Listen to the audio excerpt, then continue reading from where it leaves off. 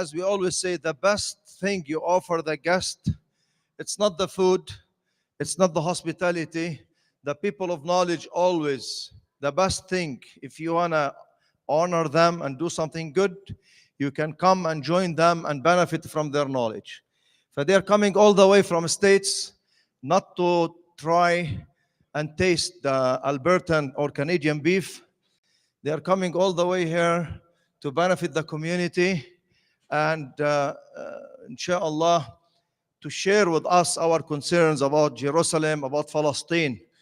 And having said so, at the beginning we thought the question is going to be only limited to the topic which they spoke about, but the Mashaykh, they're saying feel free to ask any question, inshallah. If you have a question, you raise your hand and we'll call your name. If you want to come closer to me here, it's okay. If you feel your sound is mashallah loud, you can talk from your place. It's also okay.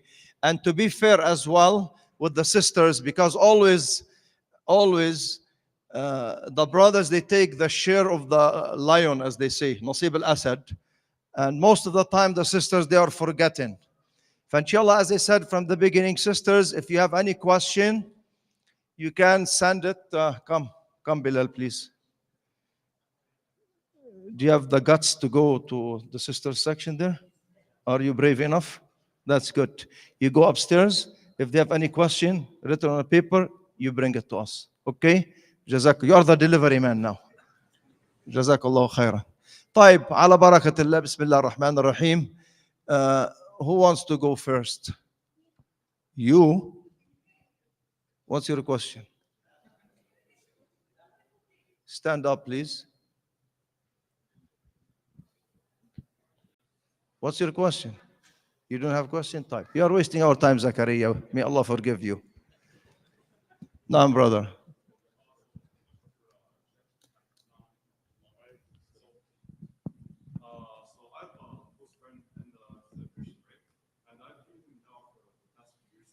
Seems totally legendary, but he's not really as Christian anymore.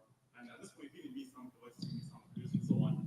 Well, I just feel like he's like that like last kind of. You can use this one, Sheikh. The thing is, like, I try to bring to the mosque, it comes like he comes here. So like, what's the question? So it's a good question. I'll repeat the question so everybody can hear it, also for online. The question I was asking that you're giving da'wah to a Christian acquaintance, and the person has been accepting the da'wah, he no longer calls himself Christian, and he's getting close to it, and he's coming close to Islam. He's attended the masjid a few times. Well, what is the final push to try to get somebody across that finish line, right? So it's different for different people, but what I would advise is something like, if there's, like, for example, right now you have these beautiful speakers here, maybe invite them. Behind your friends, your functions, and have an opportunity. Sometimes, when it's your friend giving you da'wah, you accept some of it, but then you're kind of like, that's him, me, like we can continue with that good conversation. But someone from the outside can put a little pressure, and then the person kind of opens up. So, take advantage of these kind of situations where you have du'at, you can sit them down, and maybe they can take that final push. If not, also just tell your friend, look, do you believe what I'm saying is correct? And if you do, you never know when life is going to end. Like, you're not guaranteed tomorrow. So if you believe something, profess it. Otherwise, you might die, and you die knowing the truth but not accepting it. Give that nasiha, inshallah, and then keep going with that. That will take some time. Don't get the dirty and don't be in a rush. Keep going. Who's next? Jazakallah khairan, Sheikh Uthman. By the way, we have Sheikh Uthman, we have Sheikh Ibrahim, Sheikh Karim, Sheikh Kamal. Just for you to know the name if you want to call. Naam, brother.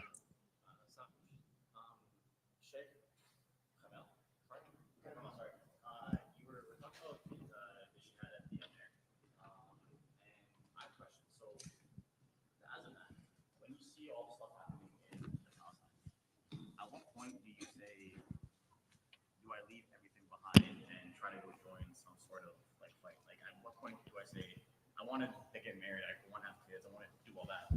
But as you see all the kids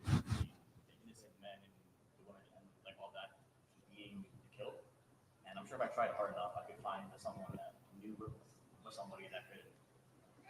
Right. So, at what point do you say? Is it for the people of like Palestine, or is it our own personal gain? When do you know is it the right time to go there?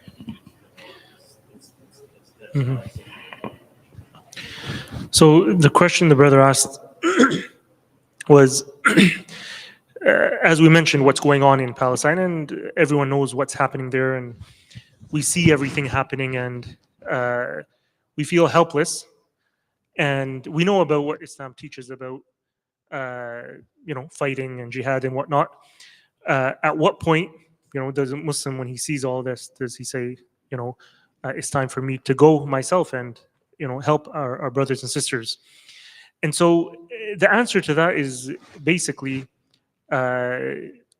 we can say right from the very get-go that those who are there on the front lines, they themselves are saying we don't need weapons or people, right? They need our support in other ways. And of course, if it was possible to go, then Islam does encourage us to do so. But realistically speaking, it's not really possible for anyone to go and help physically being present and whatnot. But there are other ways that we can support, and this is one of those ways, by educating the ummah and basically raising awareness of the reality of what's going on there, and not to forget also a dua, which is the weapon of the believer.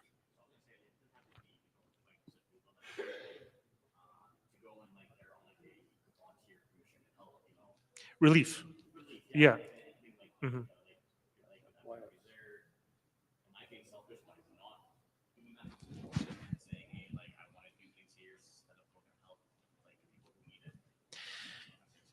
No, basically, what the Prophet sallallahu alaihi wasallam, taught us is that each one of us has a role to play in the ummah, and we have to make sure that we are fulfilling that role. And so Allah Azza wa Jal has given us different capabilities, different skills, and that includes defending and standing up for our brothers and sisters. Perhaps you have that ability. You have certain skills related to relief organizations and helping and whatnot that I may not have, or I have a different skill that you may not have. So we have to look for our skills and then use them, utilize them to the max, and in that way we're all doing our part. And that's the main thing, that there is a hadith, it's disputed its authenticity, that basically every single one of us is standing on one of the basically the frontiers or the borders of Islam, and we shouldn't allow our enemy to come through our side. So we have to ask ourselves, what have we, each one of us, what have I done to fulfill my role in defending Islam and the Muslims, right? Because each one of us has our own capacity. I have knowledge, so I'm going to use that to play that role. You may have a different skill set, right? So we have to look for that, and we're not saying no one should go and help relief and in other ways, but do you have that skill? Do you have that ability, right? If you do have that ability and you refrain from going, then yes, what you asked, does come into play, and Allah knows best. Jazakallah khairan. We have a question from the sisters. I don't know which Sheikh will take this question. The sister saying Zionists turn Shia against Sunni, vice versa. Shouldn't we now unite with peace, seeing that Shia are sacrificing their lives for Sunni? You have the right to answer the question or not, I don't know. الحمد لله والصلاة والسلام على رسول الله وأشهد أن لا إله إلا الله وحده لا شريك له وأشهد أن محمدا عبده ورسوله. One of the most devastating element of this conflict is the confusion which creates, especially for the brothers and the sisters who lack the knowledge of the belief system of a Muslim. Here you are, you got the Sunni world backing off from helping the brothers and sisters in Gaza in particular for their own reason, without exploring these reasons, but they have their own reservations regarding aiding and backing off the organization there. And at the same time, you got the people whom the questioner is referring to is aiding them. According to what we see, that's what we see. Now, the invitation here is here they are sacrificing their themselves and their resources to help a Sunni group. Why not then compromise the cursing of the Sahaba? Why not compromise the elements of Tawheed, like attributing divinity to human, like their imams? The answer is no. There is no such a thing. Nobody can say that.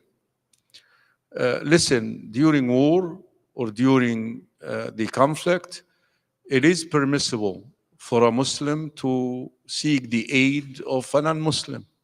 If the non-Muslim is going to help him against a non-Muslim, the brothers and sisters are fighting a non-Muslim force.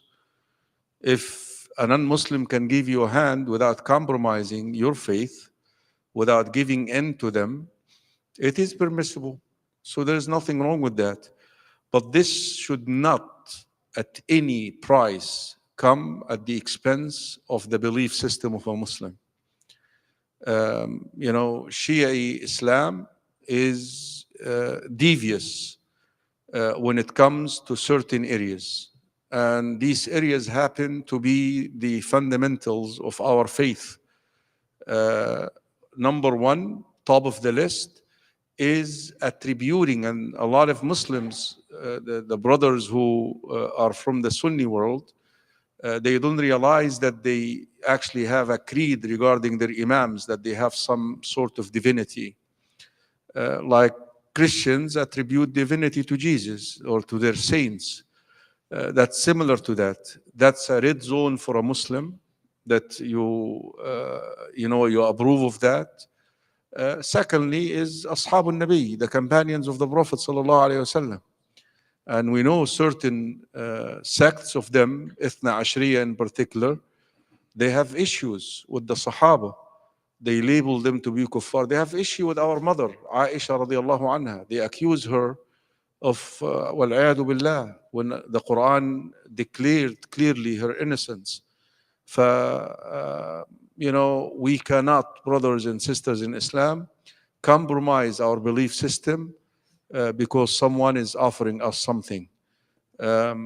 We still stand on our position, hoping that we can come to the aid and the help of our brothers and sisters in Palestine. So there is no need to have this conversation. Jazakumullah khairah.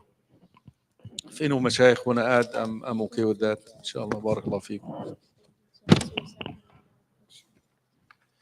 Jazakallah khairan. Is there anyone, Mashaykh, want to add anything? طيب, just to be fair, I want to pass one more question from the sisters. What books do you recommend for women, specifically after the Quran, of course? Again, the question, what books do you recommend for women, specifically after the Quran?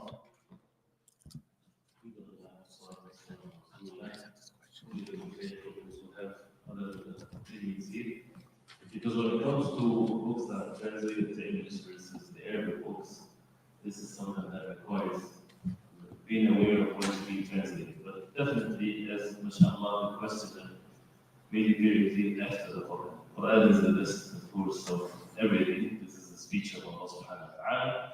When it comes to the objective of what is with regards to the books, is it learning the basic fundamentals of the deen? We should take the means to learn from someone that is trustworthy, using a book. Yes, this is the best combination. And if a person is not having these means, then it is to go through the basic books that ulama, may Allah subhanahu wa ta'ala have mercy upon them, would recommend. So something that is simple, something that is matters, for example, of Aqidah, like Usul al-Iman, the principles of al-Iman. If you want something contemporary, I would definitely suggest, the books of the major scholars, those who, especially those who passed away, like Sheikh ibn Baz, Sheikh al-Mu'athimi, Sheikh al-Albani, rahimahullah, and others, of course, those who are contemporary, the English books like Sheikh Karim, mashallah, books of Aqidah, and others, mashallah, this is something that you can read, and it's easy to understand these types of things. And mashallah, if it's in Arabic, then the matter is also feasible, inshallah. But the basic, the foundation of the matters of Aqidah, the obligatory matters in Ibadah, like the Tahara, like the matters of prayers, and also when it comes to matters of Haram, we're living in a world where it's so much deceiving in many ways and things of that nature. So to make sure that we get authentic knowledge according to the Quran and Sunnah of the Prophet.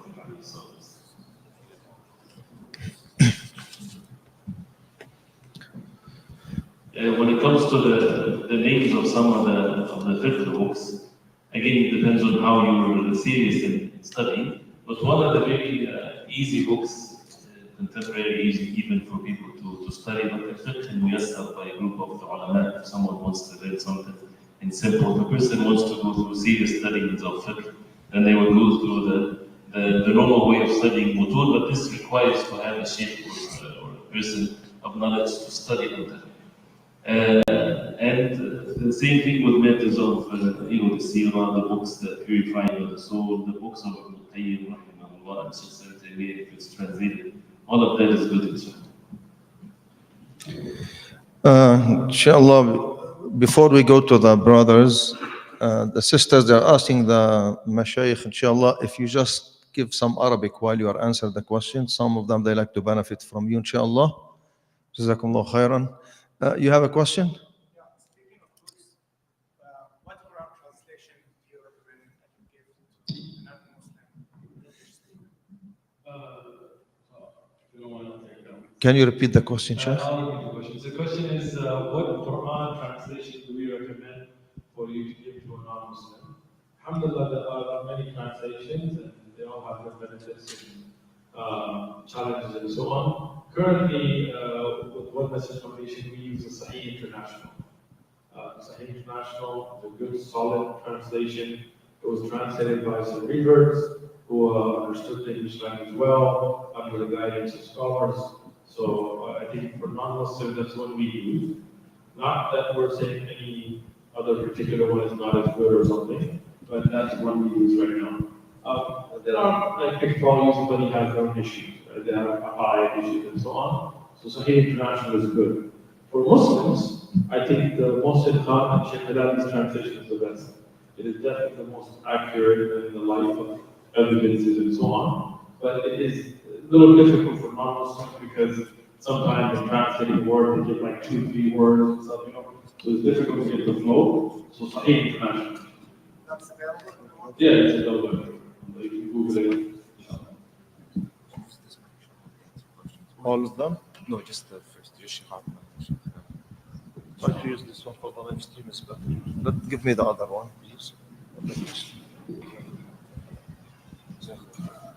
رحمك الله. We have one. Go ahead, he's from Calgary, the brother coming over. MashaAllah. Allah bless you. Alaikum assalam. This question comes from a revert. But I don't know what I'm asking this because it's revert 14 years old. Okay. It says, Assalamu alaikum, brother, I have a question. If I die right now while hiding my faith, will I have an Islamic janaza or not? So can you share answer this? So the question is from a revert who's 14 years of age. And the question is that apparently they have not announced their Islam to the family. So if they die, would they have an Islamic janazah? So since the brother is a Muslim, yes, it is the haqq of that brother that we pray janazah on him. If he is, planning on speaking to his family, then I suggest that he does that.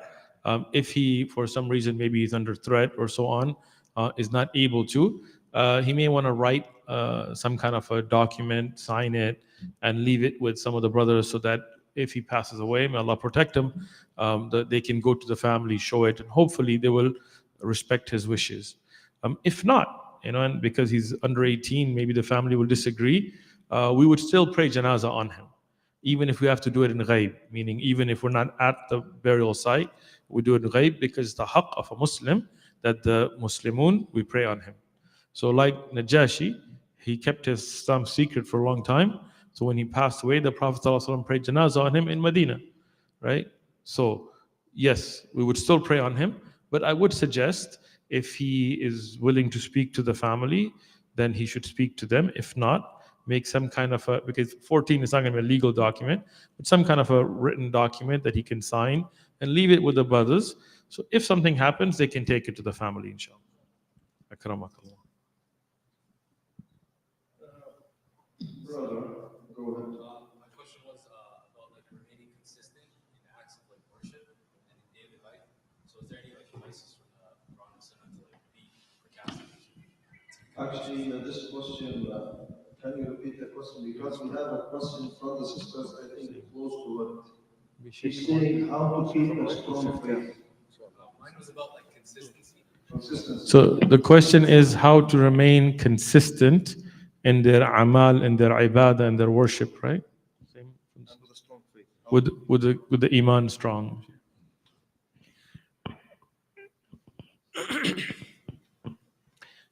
Basically, when it comes to remaining consistent, this is something the Prophet ﷺ actually advised. And he said that the best of a'mal are those that are consistent, even if they are small. And so sometimes we aim for big a'mal, but then we do it once and then we stop.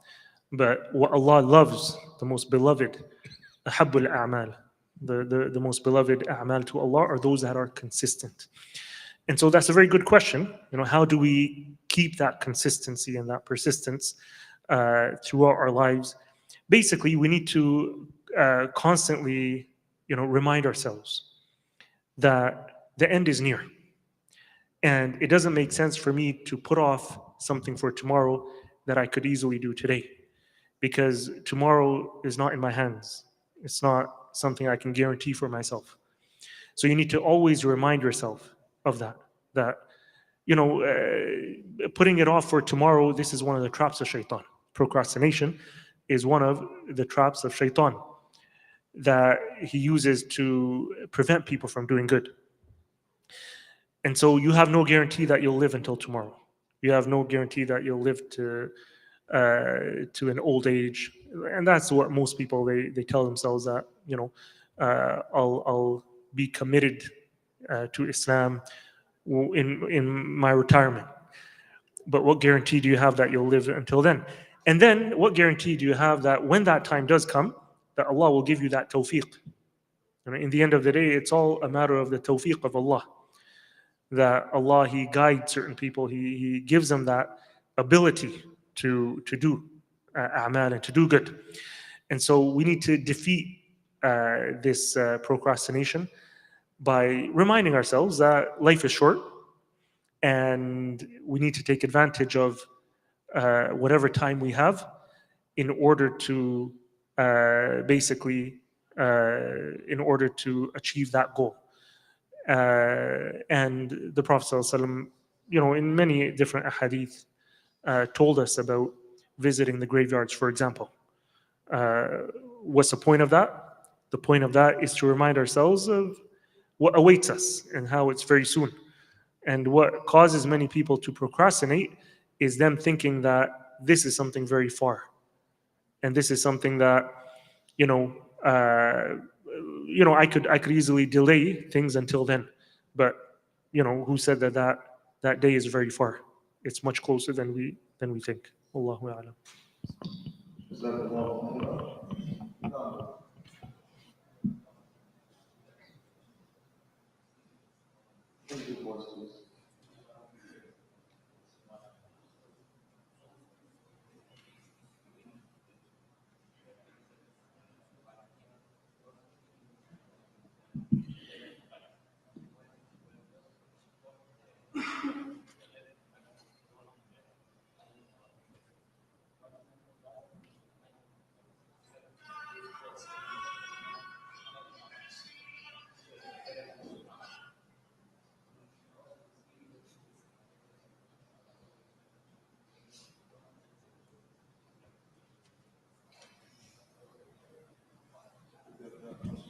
So, Sheikh Karim, if you, so the question is that there are a lot of sects amongst the Muslims in the West, and some of them are splitting into aligning with the left or aligning with the right, like politically. And why don't we come together upon the Sharia and not align with these different political parties? For example, he gave the example that some Muslims are aligning with the LGBTQ for political reason. So why shouldn't we be together, right? Yeah, why should we be on the right, like Democrats or Republican, when both of them don't align with Islam? Alhamdulillah, wa salatu wa salam ala Rasulullah. Let me address this through a statement which authentically attributed to Ali ibn Abi Talib radiyallahu anhu. He said, اعرف الحق تعرف أهله. Learn what the truth is.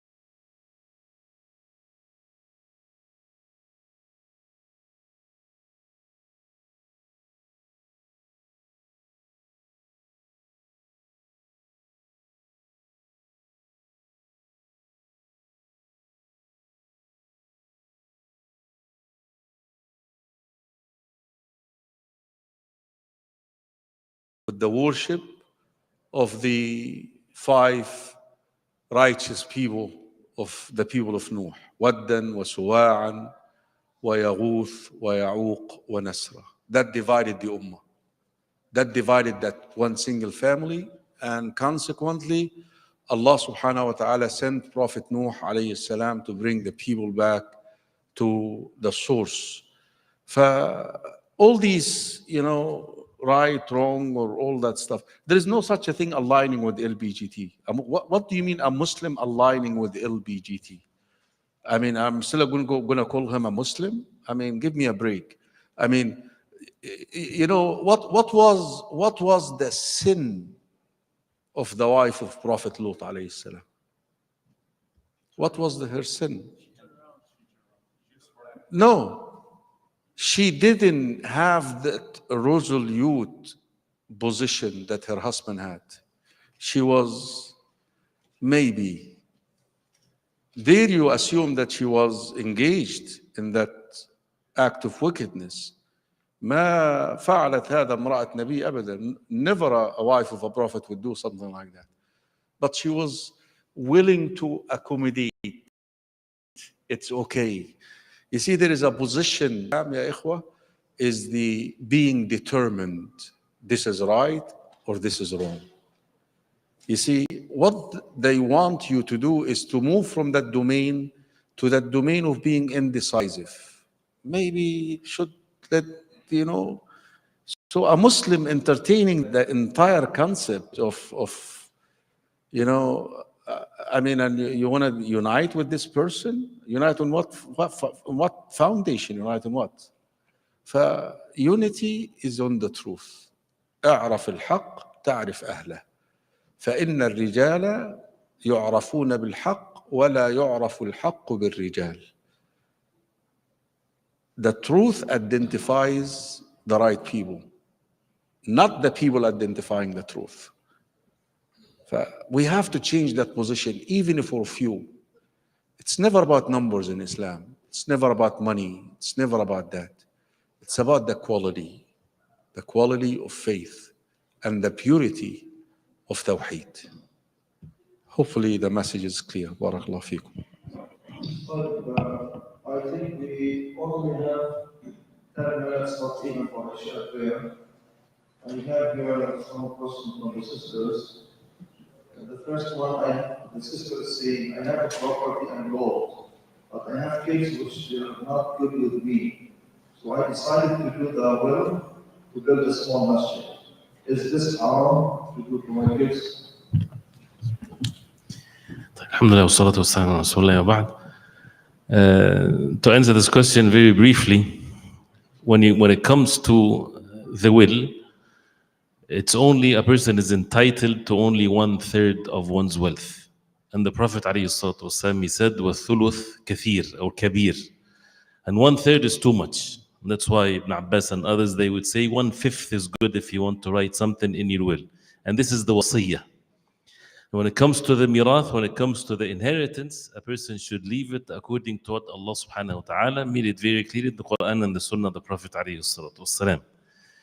And therefore, to answer this question for the sister, leave the matter to Allah subhanahu wa ta'ala. If you want to write a portion of your wealth, like 1/5 or up to 1/3, to a good cause that you want to have it afterwards, mashallah, it's good. And as the Prophet ﷺ, he said, أن تدع ورثتك أغنياء خير وأحب من أن تدعهم فقراء يتكففون أو عالة على الناس.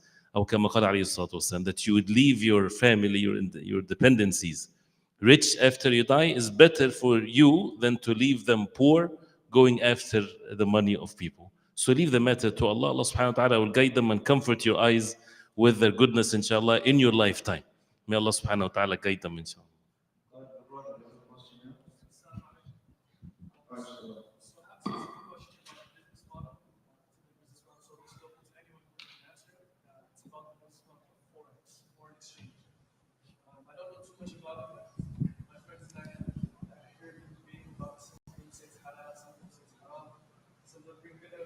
Both sides.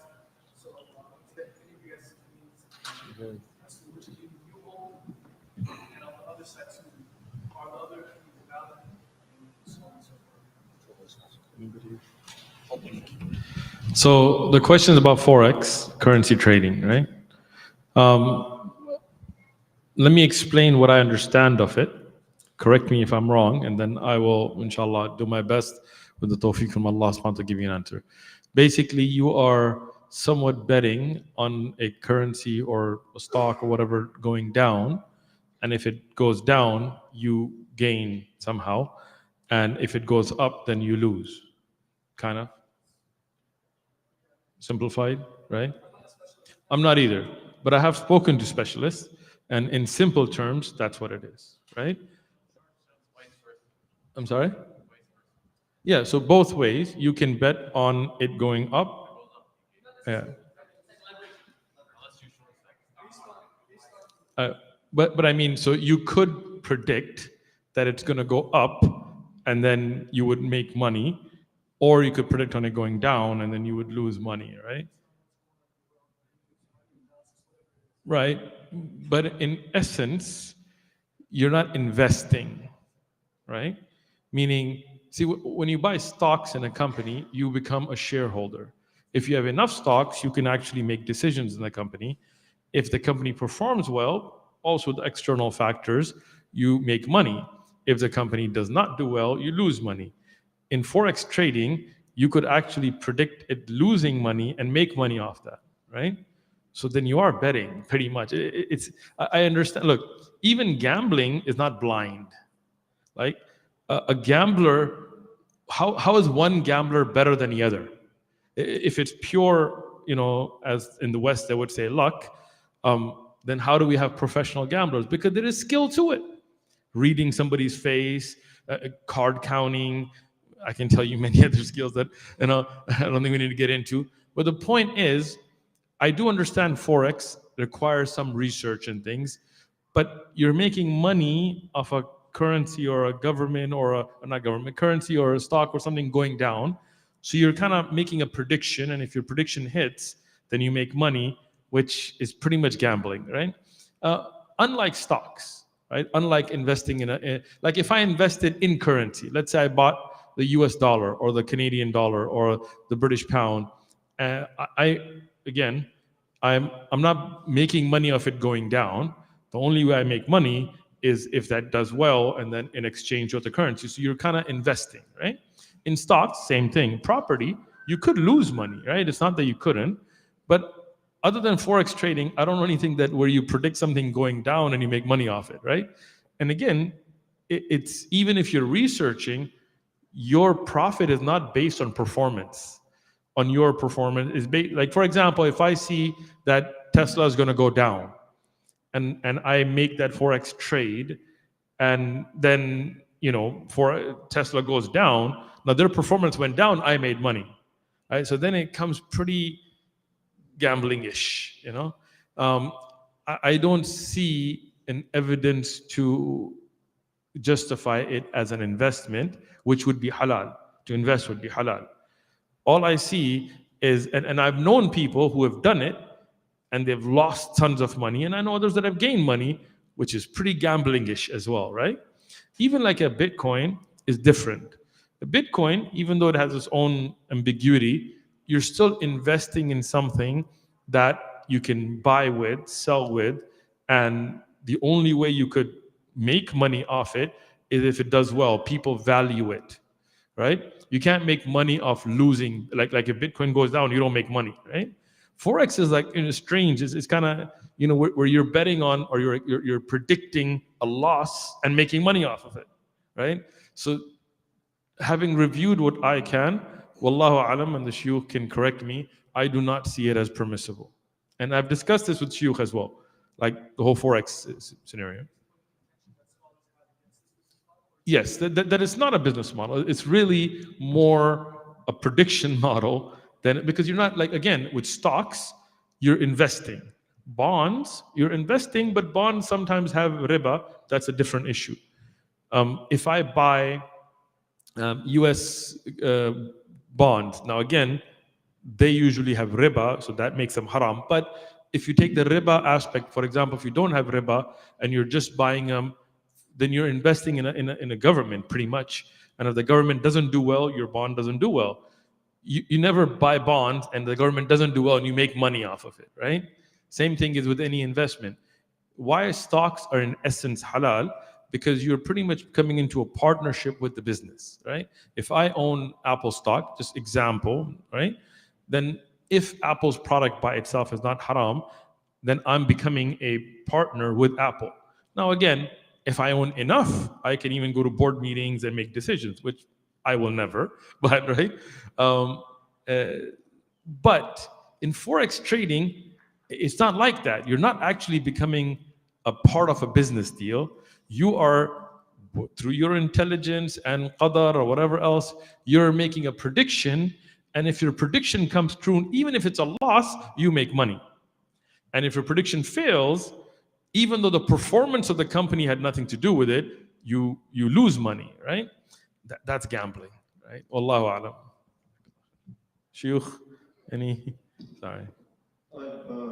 We have only 2 minutes for the Sheikh. I think we want to take one question. Unless the Sheikh, you want to give them time to go and rest because it's almost 11. I know you're enjoying the gathering. You can push the Sheikh a bit further. But I think the Sheikh, they want to go and take a rest. We are all at your service, so you make the decision, inshallah. Sheikh Ali is our... Sorry. MashaAllah, if any questions, I think that will be a reason to come tomorrow, inshallah. Inshallah. You know, we should keep some business for tomorrow. We answer all the questions today, we say, oh, no, tomorrow we have to show up. I'll take one question to put his hand first. We want to practice ifar. Give the priority to his Muslim brother to go the question. Actually, he's not Muslim, so maybe give him preference. Yeah.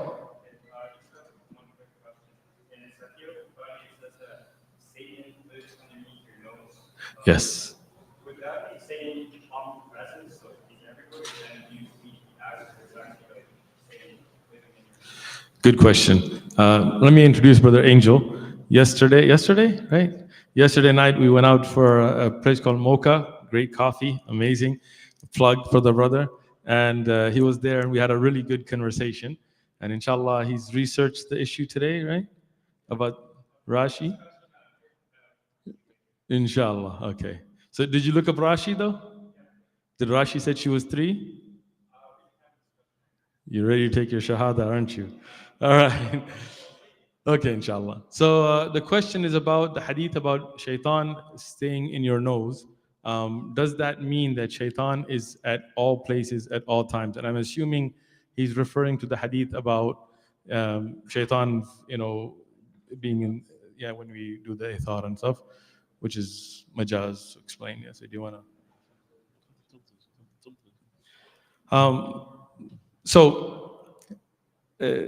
To understand a hadith, we have to understand the Arabic language, right?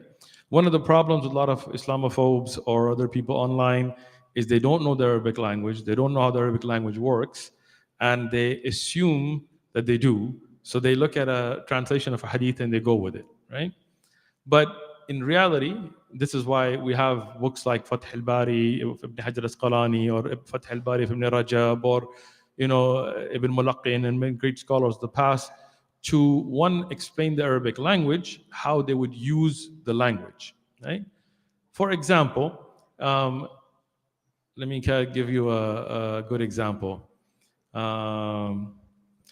You speak Spanish, right? So if I said, tú in corazoni, like you are in my heart, right? In corazon, right? Corazon, right? Now in Spanish, you would say that, right? Does that mean that you are literally inside my heart? No, right? What is it? This in Arabic is called majaz, right? It is an example that is used, right? For linguistic eloquence, which in Arabic is called balagha, right? I'm getting to it. So in the Arabic language, you have the same thing. Now, there are some things that are haqiqi, like they are said the way they are, right? We're not saying that everything is taken as a metaphor, right? For example, if I say, that dude punched me in the face, that's pretty, he punched me, right?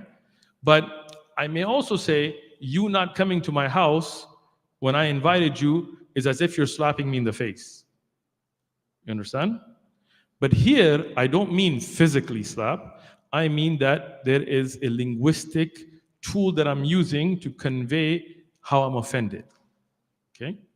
I'm laying this down because I want you to understand this, right? Shaitan, for example, the hadith that he's urinating in your ear, like if you don't wake up for the adhan and so on, or he's in the nose, or run through your blood, the majority of the scholars have explained that this is majaz. This is not that shaitan is physically present everywhere at all times, but rather, if you look at the rest of the hadith, it will have a reference, either to make istinthar, to wash out the nose, or to wake up for tahajjud, or wake up for fajr, or not to allow, like the hadith about shaitan goes through your body like blood, is not to allow the waswas, the whispering of shaitan to affect you. Meaning when Rasulullah sallallahu alaihi wasallam, he was going out with his wife Sawda, he saw some of the Sahaba, he told them, I am Muhammad, this is my wife. He said, of course, we know, we don't, no doubt. He said, I just wanted to clarify because they used to cover. I didn't want you guys to think maybe it's somebody else, because shaitan, he runs through you like the blood, right? Meaning the whispering of shaitan.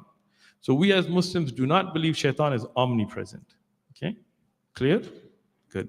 Secondly, just because the way of Rasulullah sallallahu alaihi wasallam is sometimes to explain more, like the hadith about when they ask Rasulullah sallallahu about the eating from the making wudu with the water of the ocean, he explained tuhur ma'ahu, and then he said hillu maytatuhu, its dead is also halal. Is shaitan is also not just one. Iblis is one. All of the jinn that follow Iblis are shayateen. They are shaitan. So it's not just one shaitan either.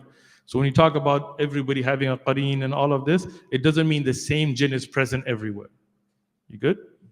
Sheikh, good? Jazakallah khair. Well, brothers, on your behalf, I would like to thank all our beloved guest speakers and Sheikh, inshallah. Please, tomorrow, I will ask to bring a friend or two with me, inshallah. Let's have a special day tomorrow, Saturday. Time is going to be between 6:30 after Asr and Maghrib, inshallah. Now, the brothers will have a 4 lectures today. But we want to see one crowd. We still have some questions from the sisters. Tomorrow, inshallah, we'll answer the question with the letter. جزاكم الله خيرا. May Allah reward and bless all of you. We need the brother to come and take